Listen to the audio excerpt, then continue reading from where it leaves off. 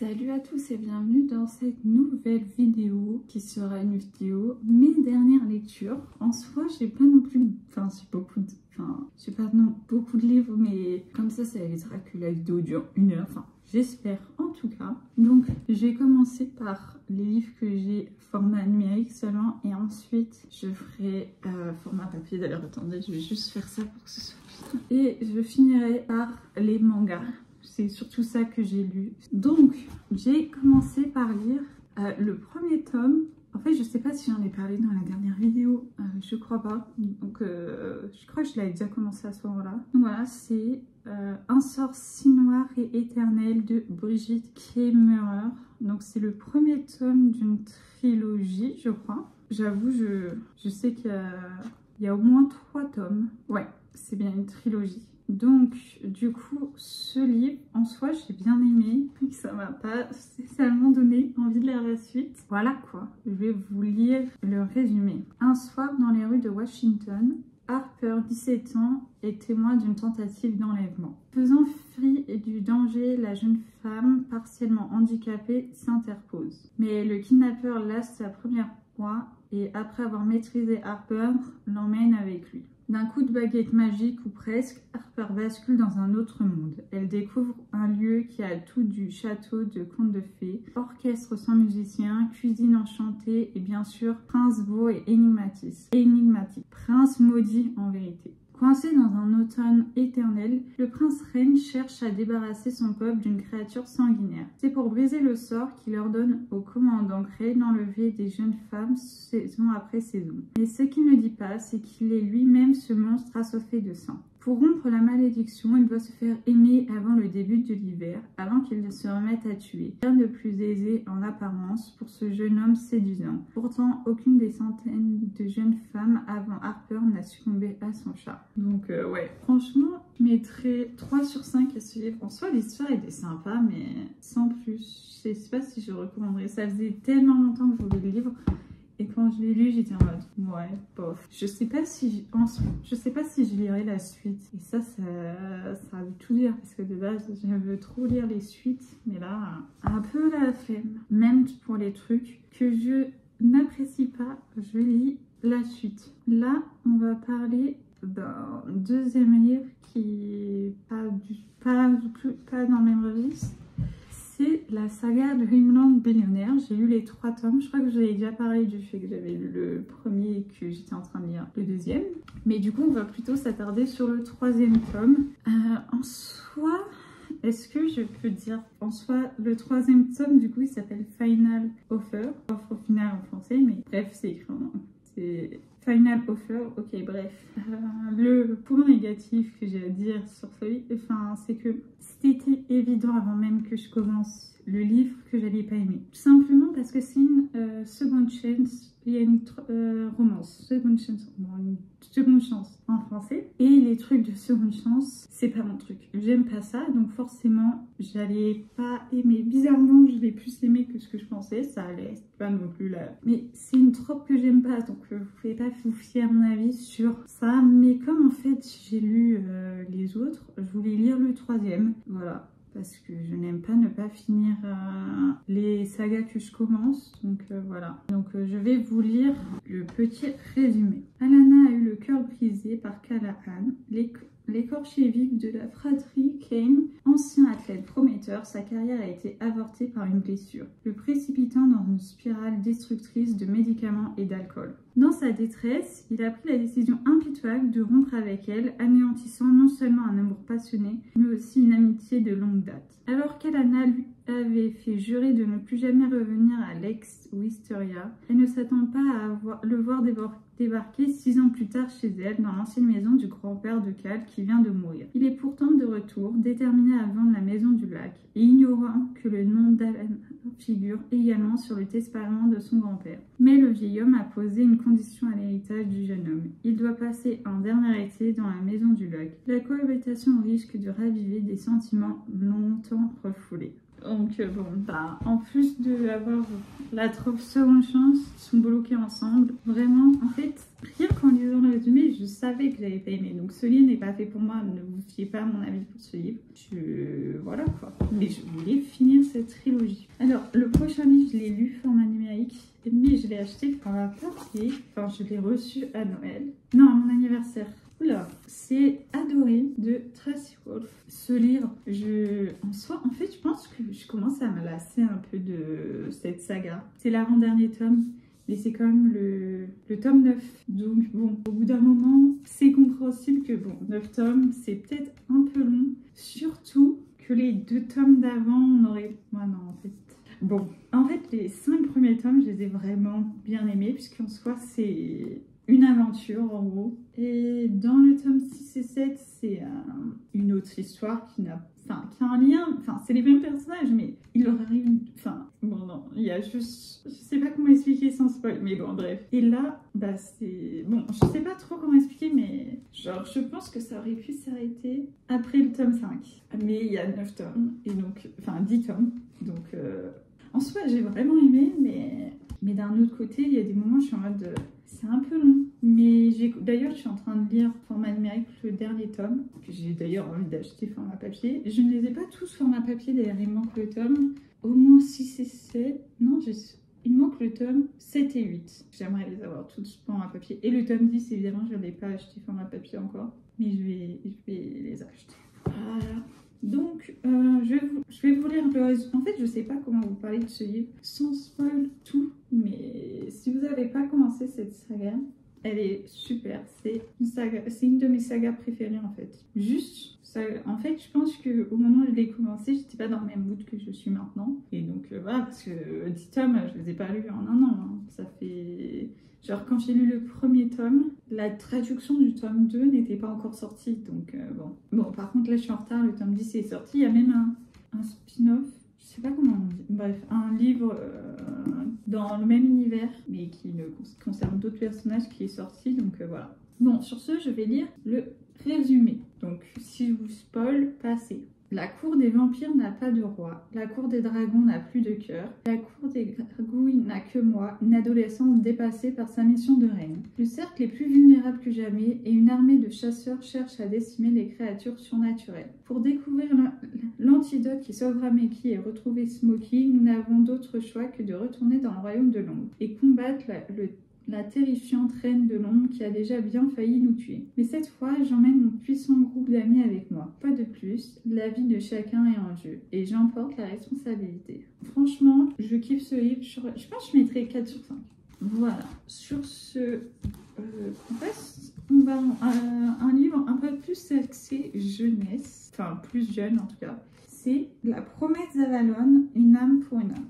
J'aimerais trop que la suite sorte bientôt. Je ne sais pas quand elle sort. En tout cas, quand j'ai pas regardé depuis, mais au moment où je l'ai fini, c'était pas sorti. Et en fait, il venait de sortir le livre, donc c'était pas prévu pour tout de suite. Et en fait, ce qui m'a attiré, c'est vraiment qu'il est trop beau. Vous trouvez pas que ce relié est vraiment magnifique. Bon, j'aime trop les livres noirs, comme vous pouvez les voir. Celui-là est trop beau aussi, je trouve. Et celui-là, en plus, il y a le jaspage. Ouais, c'est ça. Qui est incroyable. Et pour une fois, les dorures du livre ne sont pas parties.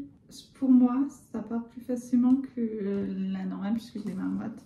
J'ai grave kiffé ce livre et j'attends la suite. Et contrairement à tous les autres livres que je lis, là on n'a pas un narrateur interne. Le narrateur il est externe et donc du coup, au début j'étais en mode c'est un peu étrange parce que j'ai plus l'habitude de lire un narrateur où c'est un des personnages de l'histoire qui raconte de son point de vue. Mais on a quand même des moments où c'est les pensées des personnages qui sont là. Je ne saurais pas comment expliquer. Et du coup, comme j'étais plus habituée à cette forme de narration, au début, j'étais un peu... Ouais. Mais après, au final, j'ai grave kiffé et je kiffe trop ce livre. Mais il est plus... De base, il est indiqué pour un public plus jeune. Mais non, moi, j'ai grave kiffé. C'est l'histoire de... C'est un peu une... Je sais pas comment dire ça, en fait. Mais en tout cas, je vais vous lire le résumé. Comme ça, je vous explique un peu l'histoire en même temps. Gwen effleure la lame de la main. C'est désormais la gardienne de la légendaire Excalibur. En sa possession, elle devient invincible. Encore faut-il apprendre à maîtriser ses pouvoirs. Alors que des forces maléfiques bouleversent son quotidien de lycéenne sans histoire, Gwen doit s'allier à Tristan, un démon aussi irrésistible qu'insupportable. Si elle a pour mission de protéger l'épée, le démon n'aspire qu'à retourner aux enfers. Elle se passerait bien de lui s'il n'y avait ce pacte qui leur dépasse, un pacte qui unit leurs âmes pour toujours. En gros, au début de l'œuvre, il va se passer un événement, je sais pas si je peux le dire sans... Bref, qui va les relier l'un à l'autre, qui va lier leurs âmes et ramener Tristan sur Terre, on va dire ça comme ça. Je sais pas trop comment expliquer ça autrement. Et lui, il veut retourner du coup aux enfers, mais il peut pas tant qu'il est lié à elle. Au final, on va apprendre plein de trucs. Et donc en gros, au début, ils veulent faire en sorte de plus être liés l'un à l'autre. Donc voilà. Et évidemment, il y a plein de gens qui veulent récupérer Excalibur, dont Gwen est devenue la gardienne d'Excalibur après cet événement précis qui s'est passé, qui les a liés l'un à l'autre. Et donc elle doit protéger l'épée et elle-même. Sur ce, passons à la pile manga qui est, comme vous pouvez le voir, assez grande. Je vais pas faire mon ordre où je les ai lus parce que j'ai une pile. Voilà. Alors, j'ai Jujutsu Kaisen. J'ai lu les tomes 1, 2, 3, 4. Voilà. J'ai hésité entre lire le 4 et le tome 0 qui se passe avant. Mais bon, j'ai vu l'anime en tout cas. Je sais pas quoi dire sur en gros, au début, en fait, je vais vous lire le résumé. Simple, c'est le tome 1 que j'ai lu. Chaque année au Japon recense plus de 10 000 morts inexpliquées et portées disparues dans la majorité des cas. Souvent ce sont les sentiments négatifs des êtres humains qui en sont la cause. Souffrance, regret, humiliation, leurs accumulations dans un même endroit provoquent des malédictions souvent fatales.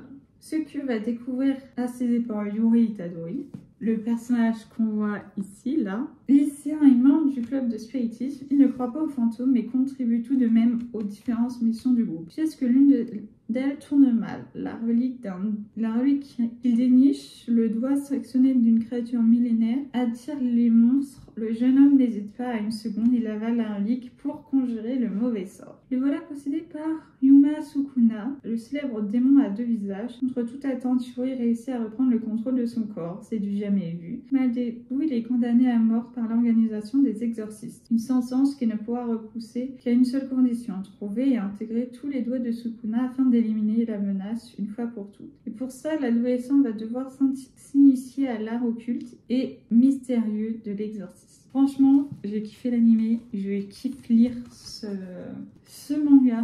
Si vous y connaissez un manga de toute manière, vous connaissez déjà. Parce qu'il est quand même super connu. J'avoue qu'il lit un peu les trucs genre que tout le monde lit, mais écoutez, en fait, si l'anime me plaît, des fois j'ai juste envie de le lire. D'ailleurs, en parlant de ça, Hunter x Hunter, j'ai vu l'anime et j'ai lu le tome 1 et 2. D'ailleurs, le tome 1, je l'ai reçu en cadeau de Noël. Donc là, c'est l'histoire de Gon, le personnage principal qui est là, qui veut devenir Hunter comme son père. Et donc du coup, il part à l'aventure et là, il passe l'examen pour devenir Hunter. Il y a plein d'épreuves, c'est assez compliqué comme examen. Et il va rencontrer plusieurs personnages, comme les 2 mecs qu'on voit ici, qui veulent aussi devenir Hunter. Donc du coup, ils participent, ils s'entraînent, en tout cas eux, pendant les épreuves. Donc voilà, franchement, trop bien. Dommage qu'il n'y ait pas de fin. Je ne sais pas si on aura un jour la fin, mais voilà. Sur ce, je vais lire la suite. Je kiffe. Alors, ensuite, j'ai lu One Piece Red, le film. C'était sympa, mais c'est pas non plus incroyable comme...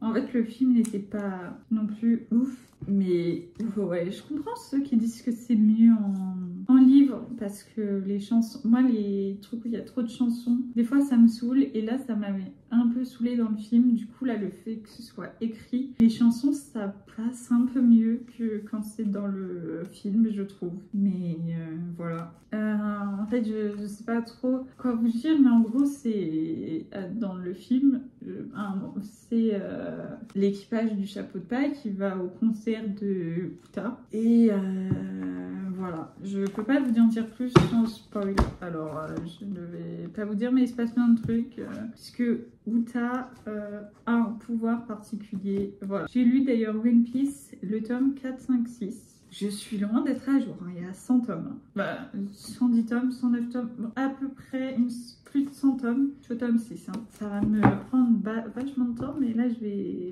acheter le prochain tome bientôt. En plus, le début, tout ce qui est par rapport avec l'arrivée d'Usopp, elle m'embête un peu. Enfin, c'est pas le moment que je préfère, j'aime pas Usopp.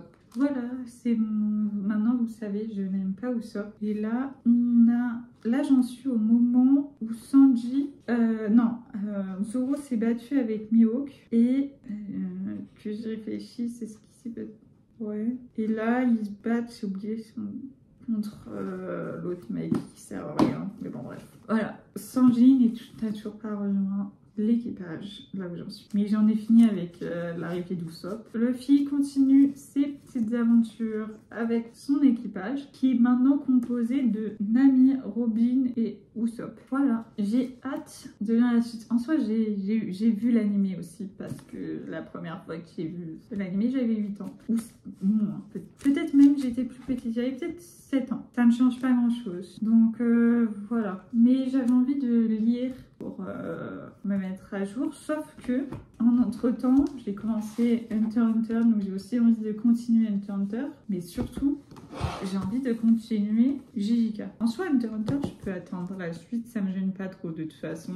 C'est pas comme si la suite allait sortir, elle sort régulièrement, alors que là, le manga est terminé, et là où j'en suis dans l'animé, j'ai trop envie de savoir comment ça se passe, donc j'ai trop envie de savoir la suite. En plus, je trouve que ils sont plus gros les JJK que les One Piece ou que les Hunter x Hunter. Les One Piece et Hunter x Hunter, ils font la même taille, mais les JJK, ils sont plus gros. Du coup, j'achète un JJK, j'ai l'impression que je suis plus rentable. Parce que c'est le même prix, je crois. Oui, c'est le même prix. Et il y a plus de pages. Bon, après, c'est un peu peut-être juste dans ma tête, hein, mais bon. Donc, voilà. Mais j'ai vraiment envie de savoir la suite de ça. Et bon, j'ai envie de savoir la suite de One Piece, mais c'est dans longtemps que je serai à jour. Donc voilà, bon bah, sur ce, cette vidéo sera beaucoup plus courte que les autres vidéos derrière lecture, mais je pense que c'est mieux que je fasse des vidéos plus courtes, parce que là elle fait déjà plus de 20 minutes la vidéo, donc ouais, comme ça, et plus régulièrement que ce que je faisais avant. Bon, mais en tout cas, si cette vidéo, mes dernières lectures,